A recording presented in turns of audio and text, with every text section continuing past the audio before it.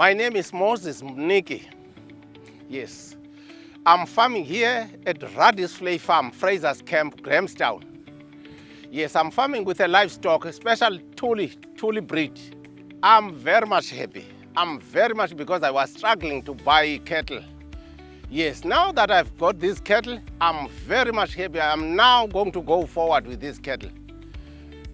Tuli Growth Initiative. Whoa, I don't know what to say. They helped me a lot.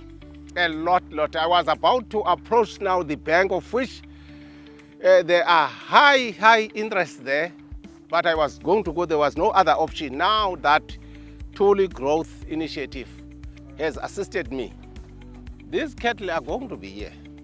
I'm going to sell the male ones, the tallest, the male tallest. Yes, and breed with the females. Yes, I'm going to upgrade infrastructure, road network, water system mainly. I want to thank First Rand Bank Foundation, Tuli Growth Association, Tuli Growth Initiative. Yo, I don't know what to say. I'm very happy. Thank you.